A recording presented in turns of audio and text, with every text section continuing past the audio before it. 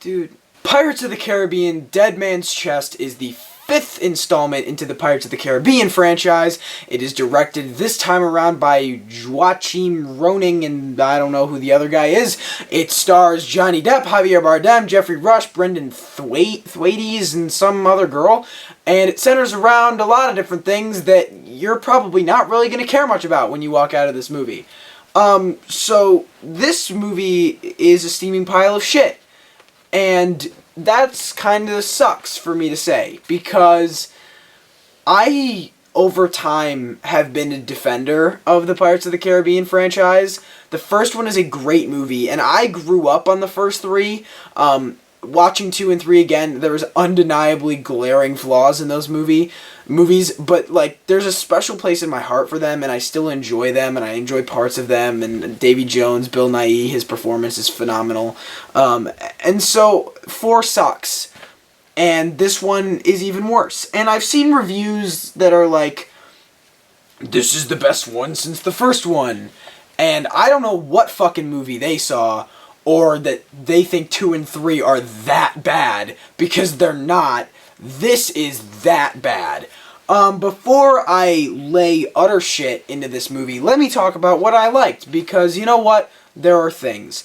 The style of direction is interesting, and I respected it. That is the clear standout in terms of good things in this movie, is the direction, because it is new for the franchise. It's almost in a way darker. A lot of the sequences and a lot of the scenes and a lot of parts of this movie are darker than the other films, and that was kind of interesting and neat to see, and I think the directors actually handled that well. They're just dragged down by a shitty script. I thought what was interesting was the style of direction in this movie is new, but the writing is just the same shit from the first 4 movies completely recycled. Salazar, the villain, is Davy Jones, but Spanish, dead, and less intimidating. It's literally the same character. He has a grudge against Jack Sparrow for turning his back on him in previous events, or not turning his back on him, like taking him down, and has to get his compass so that he'll be free of a curse. It's basically Barbossa and Davy Jones just combined into one character. I'm already shitting on the movie, and I'm not through my pros yet. There are certain shots in this movie that are nice. That's what I'm resorting to, is saying that there are a couple of nice shots. Unfortunately, most of them are shown in the trailer, because I can't even imagine trying to market this movie considering how fucking terrible it is. But they managed to do it, and the shots that they show, there are a couple that I was like, you know what? That looks really nice. There was thought and effort put into those shots. Good job, directors. You actually gave a shit about this movie, unlike, I don't know, everybody else involved with it. And the only other thing I have, Jeffrey Rush actually did a very good job. I don't remember ever walking away from a movie with Jeffrey Rush in it and going, Jeffrey Rush did a bad job in that movie. He takes a bad script and actually kind of makes the best out of it. He makes his character somewhat likable, and I actually gave a shit. And, you know, that's obviously easy for me to say. I've watched him through 4 movies. Actually, okay, 3, because he shows up at, like, the end of 2. But I found his performance to actually be the best. He was trying. He was giving an effort. He wasn't just getting a paycheck. And I respect him for that, and kudos to you, and I hope there are still many things in your future, Mr. Rush, because you are an incredible actor. So, now what you've all been waiting for, let me lay into this movie. I was just talking about performances. Every other single performance in this movie is garbage. That Giver kid, Brendan, whatever the fuck your name is, dude. I don't know if you're good. You're not good in this. There are moments that that were supposed to be emotional that I laughed at. He's wooden, and he's not interesting as an actor. Maybe it was his character, but there's definitely fault to be given to his performance. I shouldn't say every performance, because there are people like Gibbs that are Kevin McNay that are just doing the same thing they've done in all 4 movies because they're not given anything else to do. But the one that, like, is unacceptable at this point is fucking Johnny Depp. I don't know what happened to him. I really don't. I don't know if he got money hungry. There was a time where Johnny Depp was a great actor. There was a time, unfortunately I wasn't around, if you can't tell, but shit, I mean, he's even good in the first Pirates of the Caribbean movie, and they just ripped his soul from that character. He doesn't care in this performance. He hasn't had a good movie since, like, Sweeney Todd in 2007, or a good performance since that movie.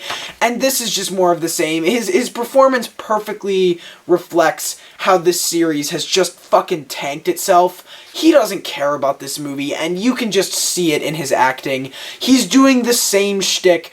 He's doing the worst part about his character, and it's the only part that he's doing. He's not doing the smart, clever, witty, funny, interesting part from the first one. He's trying to do all of those things, but failing. I don't know how much of that is the writing's fault and how much is his fault, but rest assured, there's fault to be given to him. Maybe if at some point in the past decade he had had a good performance, I'd cut him a little slack. But when I look at his upcoming movies and I see Sherlock Gnomes, and he's playing Sherlock Gnomes, I'm finding it very difficult to continue defending Johnny Depp. Javier Bardem, it's interesting. I'm sort of having a similar reaction coming straight out of this movie that I had coming straight out of Batman v Superman with Jesse Eisenberg. I don't know how I feel about him in this movie. He was either way overacting or doing what the character should have been, but the character was written poorly, so like I don't think it was a good performance, but I don't know if I blame him 100%. Just the performances in this movie were all over the place, and it's interesting because this is one of those action franchises that have shown us that there can actually be good performances in these movies, like Johnny Depp and Jeffrey Rush specifically in the first movie. So it's kind of sad to see this movie with just shitty performances and those people reining in the paycheck, because they know damn well this movie's going to make a ton of money. We all know it. It's probably going to beat Baywatch at the box office, and it's a Disney movie, so it's going to just rein in the cash. The ridiculousness of this movie.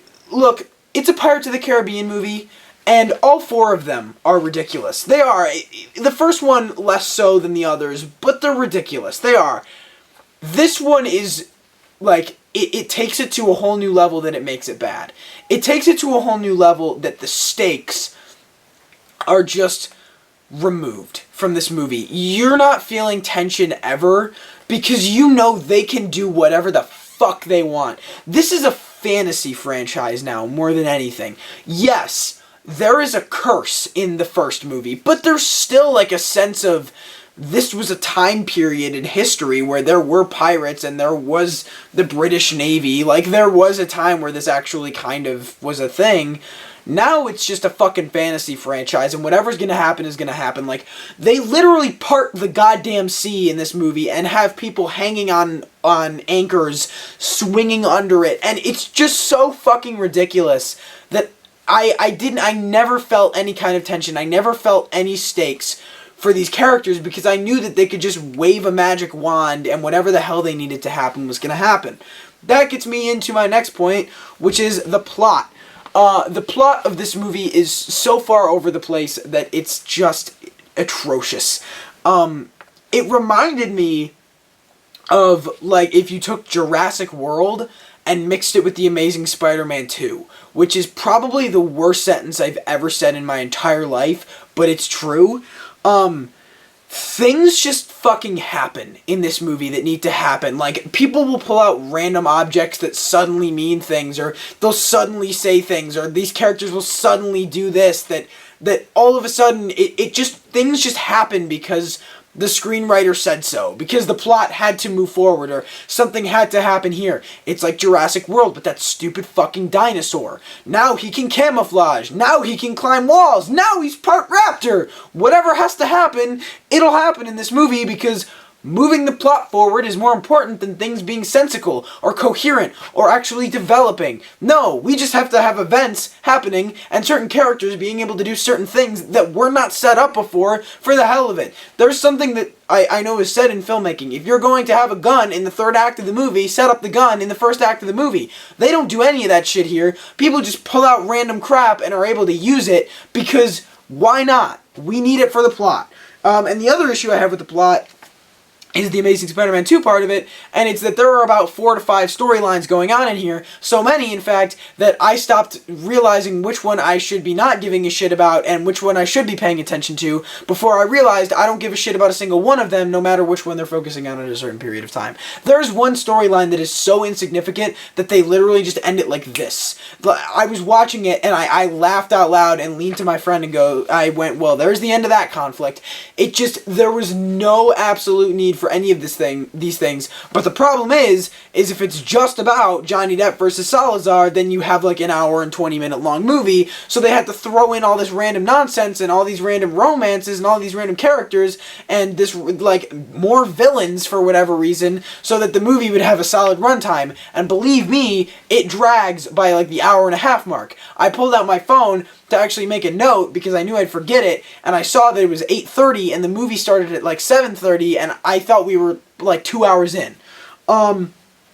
This movie is rushed like no other, which is weird that it still manages to feel overlong. Everything just happens. It sort of falls into place with the problem I have with the plot. There is no development of scenes. People will talk about, like, we have to go do this, and instead of having a journey to get there, like there should be with a Pirates of the Caribbean movie, just the next scene they're doing it. And it feels like everything is happening zip quick, zip quick, zip quick.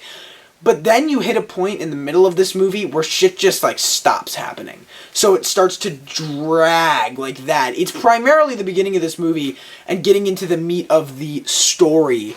And just, like, everything is happening, and they're spending no time on setting up characters, setting up the 9, 12, 500 storylines they have in this movie. They just start doing shit. And it's so infuriating because you don't care about anything going on because it's just happening to get you to the action scenes that they think are going to be cool. Even some CGI in this movie is bad, and there is no fucking excuse for that. The budget on this movie, the fact that it is a 5th installment in a franchise, the first movie looks better than this, and that was like 16 years ago. Shit, I don't think I was born when that movie came out, and it looks better than this movie. There are moments of CGI that you are sitting there going, I can't believe they filmed that, put that in a post-production room, put it into the film reel, and said, that looks good, let's put it in a theater for actual audience members, paying audience members to see. It's inexcusable, especially from Disney.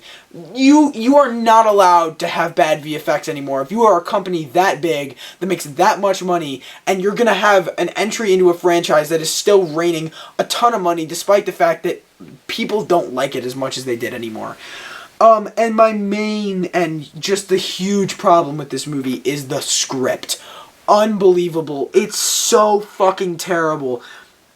I said it earlier, the direction is solid, but it is just weighed down by this awful script. And from the first fucking scene, you know how terrible it's going to be. There's this back and forth between two characters that you're sitting there going, wow, this is just terrible. It's amateur.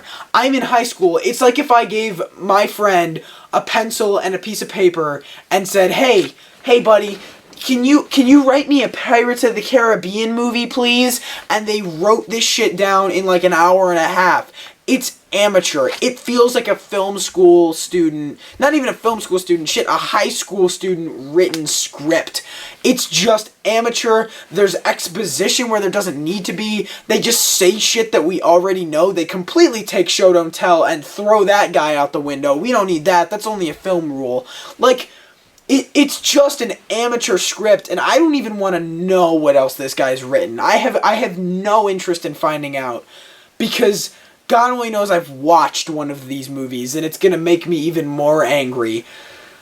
This movie fails so hard. Like, Alien last week didn't make me that mad, but, like, this made me mad. Like, this is one of the worst movies I've seen all year, definitely. We are off to a rocky start on the summer, guys, and it's a little bit scary because I was looking forward to a lot of stuff this summer. Shit, I was looking forward to Alien, I was looking forward to this, and they have both let me down. And I swear to God, if Wonder Woman is bad, I don't even know. I have no idea. Overall, if you can't tell by my attitude for this movie, I wouldn't recommend it. Please just stick to the first Pirates of the Caribbean movie, and if you love it that much, watch 2 and 3. You'll probably enjoy them, but you're not going to like this one. You're not. There's a reason it has like a 27% on Rotten Tomatoes. It's just a bad movie. It is a poorly written amateur movie. I wouldn't recommend seeing this movie really to anyone.